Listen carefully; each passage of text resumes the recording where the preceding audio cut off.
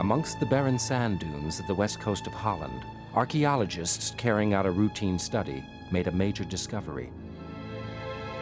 They unearthed a shallow grave containing the remains of 12 men, women, and children who had all died at the same time. The macabre bones dated back to the Bronze Age, a peaceful time among peoples living in this area. First impressions showed they had not died a natural death. One of the children appeared to have been decapitated. What had brought about their premature deaths? A disaster? An accident? Perhaps murder? It looks very much like an intentional blow, but it won't have been lethal. The skull of the child was separated from the rest of the body, but why and how, that's a mystery.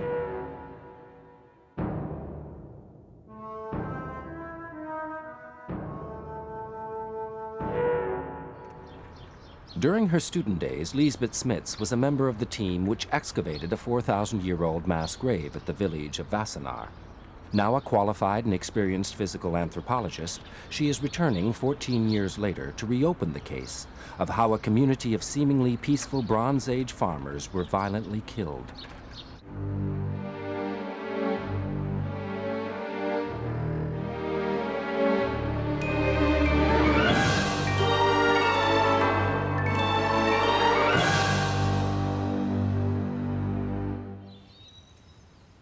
Less than an hour's drive from Amsterdam, this well-landscaped small housing estate appears tranquil and untainted. But beneath the neat lawns and paving stones lies an ancient, terrible mystery. Last time I was here, this was a field, and these houses weren't there. Then I was taking part in an excavation of an ancient burial site dating from the Bronze Age.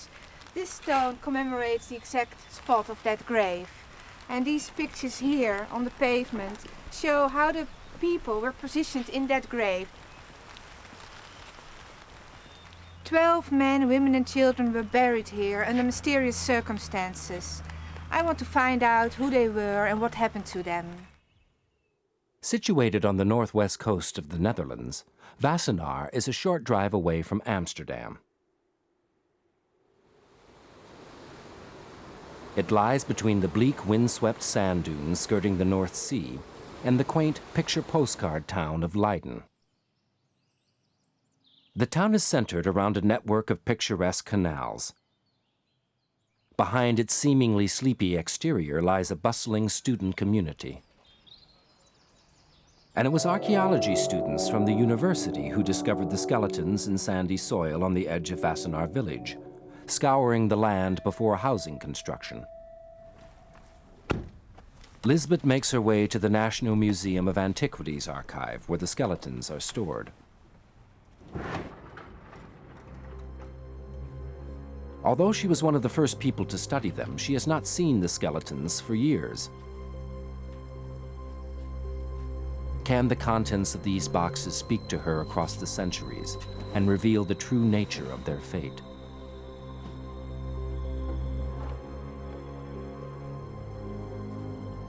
They are, well, special, not only because they are that old, almost 4,000 years, but also because they have been preserved in this way. They have been preserved in exactly the same way as they were buried. The pressure of soil over hundreds of years has softened the bones, leaving them strangely deformed. They were so fragile, they had to be taken out of the ground, embedded in the earth in which they were surrounded. We had to dig the grave up in blocks, so now we can put it back together like a jigsaw puzzle. The sound of a Harley-Davidson announces the arrival of forensic pathologist George Mott. George worked on the team investigating war crimes in Bosnia. He was also Lisbeth's tutor at the time of the grave's discovery, and together they prepared the initial physical anthropological report. I'm quite curious how they look like after all these years. Today they're going to team up again to re-examine the evidence. Let's see about this. Several of the 12 bodies show evidence that may help to explain who these people were and how they met their deaths. Well, there we have the first parts. Lisbeth and George carefully unwrap the slabs of ancient bone and mud. The number on, huh? By placing them together in their anatomically correct position, they can perform a forensic study of the remains. The shaft is broken, but can be put together again. However, the skeletons have been greatly deformed while lying underground for hundreds of years, giving them an eerie appearance and making the analysis more difficult. Was this leg as well? Yes, it's tibia. Like it is frequently seen in the Low Countries, is that the material is deformed during its stay in the ground because of pressure, and the bone gets soft. And you have to take that into consideration when you assess the changes which you would like to interpret. They begin with one of the adults found. The first thing to determine is the sex. Well, one of the things which strikes me now is this enormous width of the ischial bone. Mm-hmm. It is Most likely indicating this is a male individual. male person, I agree. The scientists begin to piece together the fragmented bone, but can they solve the mystery behind these ancient deaths?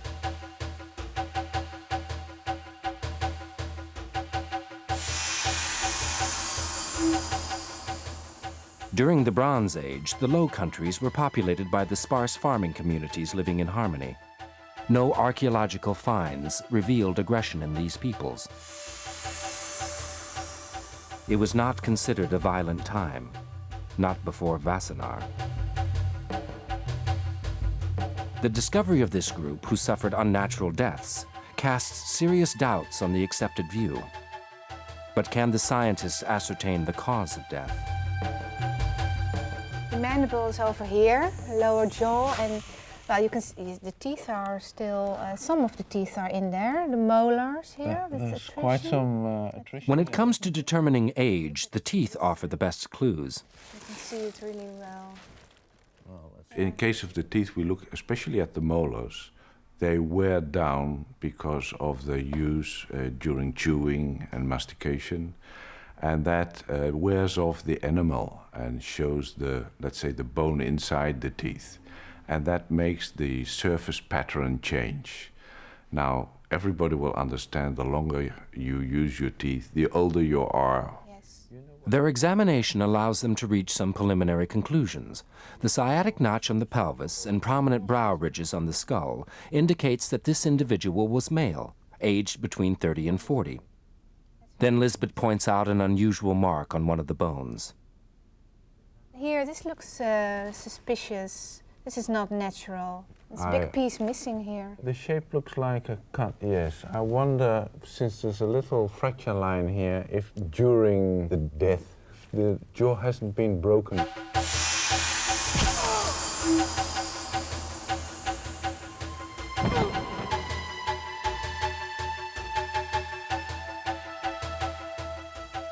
Due to the absence of similar injuries, George is convinced that this cut in the bone could not have been caused by the excavation process and is most likely the result of an assault with a weapon.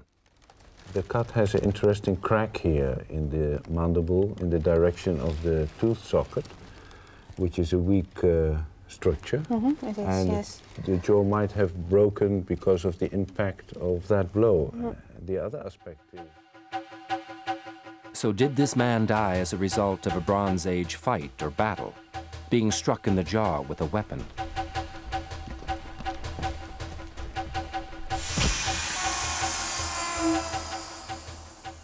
It looks very much like an intentional blow, but it won't have been lethal.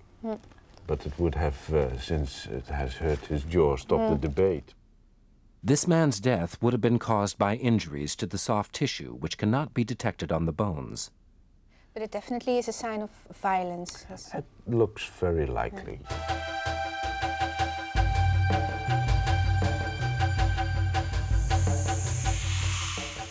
Lisbeth and George turn their attention to another body.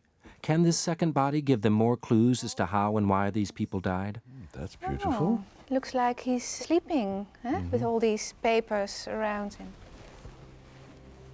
What will this body reveal about the death of the mysterious occupants of the mass grave at Vassenaar? Lisbeth and George gingerly take the ancient bones, still fused to the grave soil, out of the storage boxes.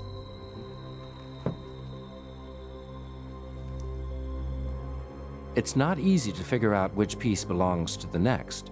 They have to refer to the diagrammatic plan of the bodies in the grave, drawn at the time of the excavation, to help them get it right. By piecing together the skeleton sections, slowly a ghoulish picture emerges of another victim of a terrible mass murder. Well, there's quite a lot to be seen here. I see a very strong, well-developed zygomatic bone with a marginal process, which is also very much a male feature. Examination of the skull and pelvis confirms the sex of this individual as male. Again, the wear of enamel on the molar teeth indicates his age when he died. It's much more severe, huh, Yes, the it's attrition? more than the other one. Yeah. Lisbeth points out damage to the skull that might give a clue as to the cause of death. Here there seems to be some kind of damage also on the skull, on his frontal bone. Yeah, And, looks very similar to what we saw on the other skeleton. And again, it is an infliction which didn't kill the person. I mean, I think it hardly, if ever, perforated the skull. But it is another clear sign of battering. As with the other body, these hack marks and chips out of the bone appear to have been caused by an assailant's weapon. On one of the skulls, the same injury was found. The form was exactly the same. Even the depth was very similar. And so the impression was already there from the beginning that a same sort of weapon, I suppose, must have been used. Can these head injuries provide more insight into the deaths of the two men? The wounds were not serious enough to be lethal to the person. And so they must have crippled the person and made his own defense very difficult. And because of that, his chance is very slim to survive the fight. And so they were killed off at the end. Killed off then by injuries to the soft tissue or vital organs. Injuries that would not have been visible on all that remains of the bodies, the bone. With a third body, there is something which does not seem to belong.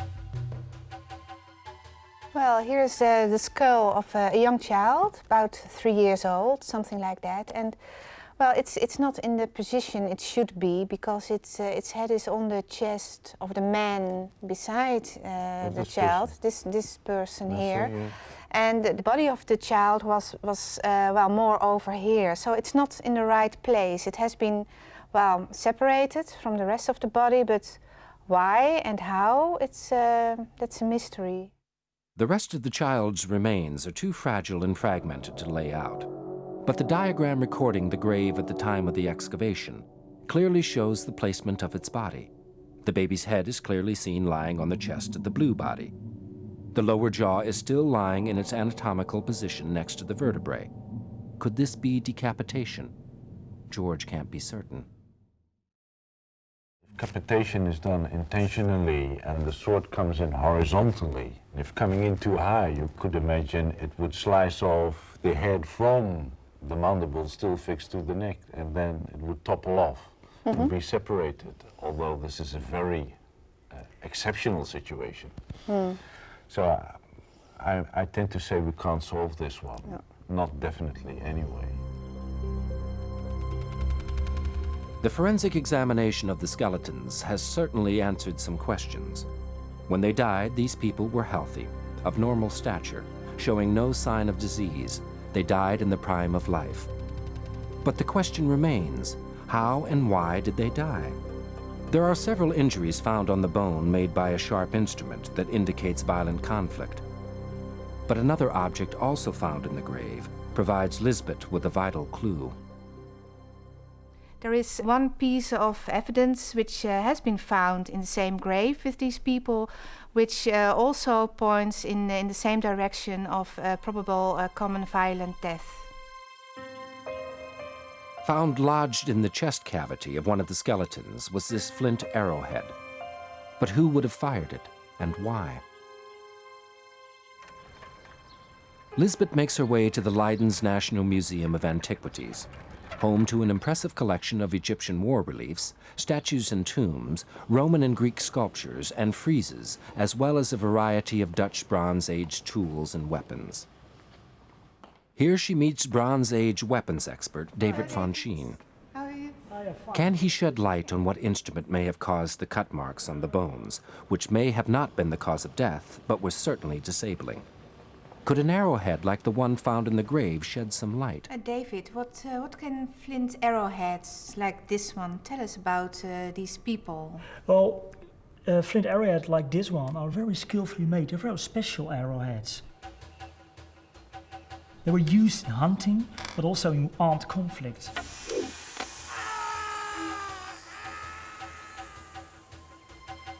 The interesting thing are these barbs at the side of the arrowheads, because if you would have an arrowhead in your belly and you pull it out, it will cause a larger wound and cause larger injuries. But could an injury made by the arrowhead have been the cause of death? No, I don't think so, only if it would hit a fatal organ or something. But I think the real killing was in close contact with other objects.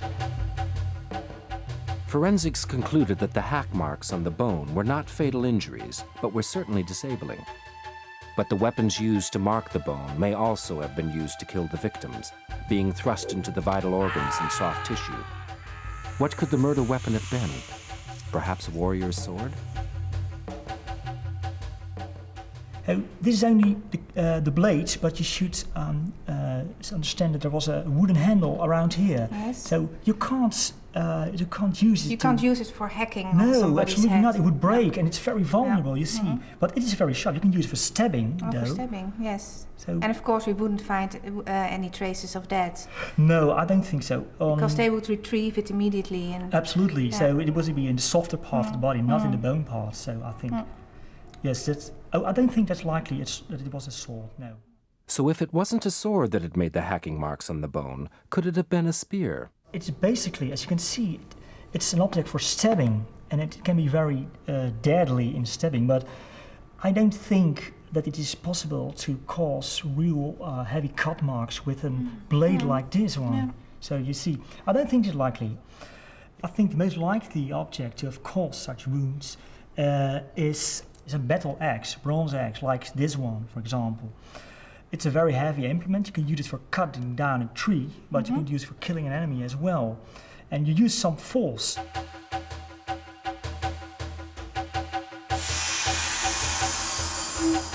So it seems that the people of Vassenaar fell victim to basic axes and arrows, the weapons or tools of hunters and farmers, rather than the swords of professional soldiers. But who were they in conflict with, and why?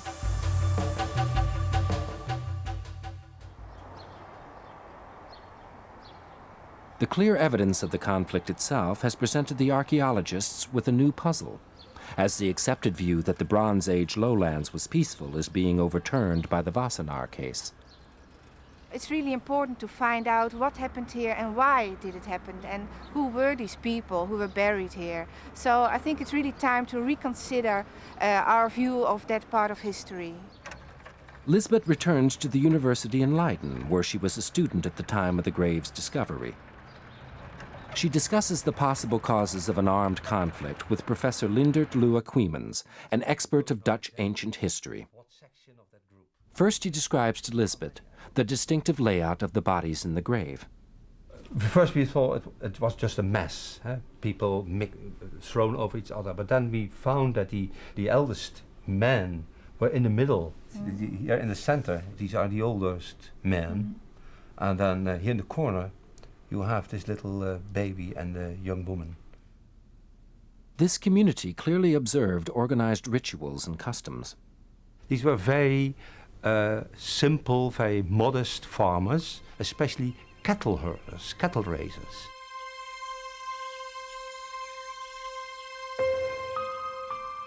The settlements of these people consisted of a few farms, 2, 3, perhaps 4, so very small hamlets. We know from wooden finds that they were capable carpenters. They were capable of building large farmyards. And they were capable for digging ditches and digging the fields. So it was really an agricultural society in development. And so we have a rather romantic, non-violent view of the society, open with no defenses, the sustainable agriculture as we love to see it today. But this romantic, tranquil existence was seemingly shattered by violence and murder.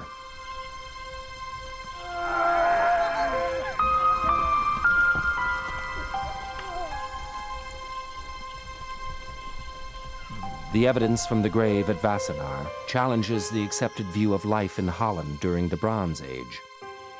Rather than a scattering of peaceful farming communities, the grave opens up the possibility that this lowland region may also have been inhabited by rival warring tribes. Professor Lua Kweemans suggests a possible scenario that may have caused the deaths of the 12 people, an attack by cattle raiders. Raiding you do to remoter people, and it's not with your neighbors, but people some days traveling away. And in this cattle farming society, I think this raiding is a very plausible option.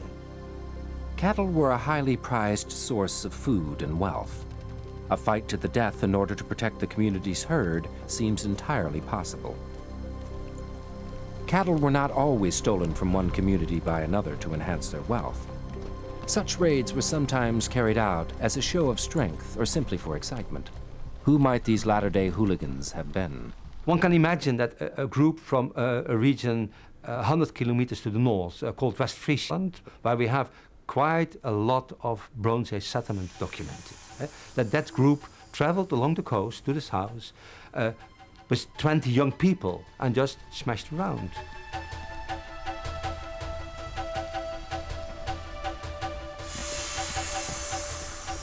And before leaving to West Frisia again, taking the young females with them, they just killed others.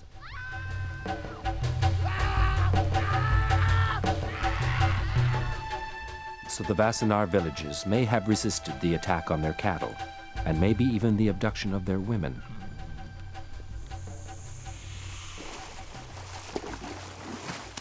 We have no proof of it. The only proof is the burial. And we have to translate this silent evidence. Today, archaeologists cannot avoid the most enlightening fact that the grave's silent evidence does tell them.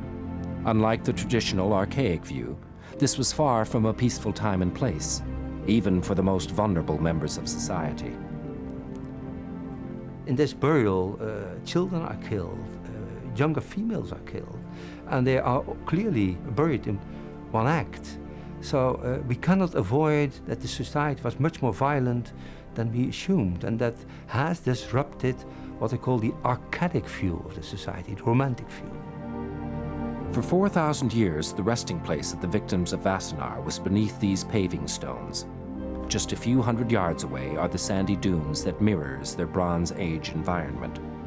The reed beds, nestling amongst miles of rolling dunes, is little changed from the land that their community farmed thousands of years ago.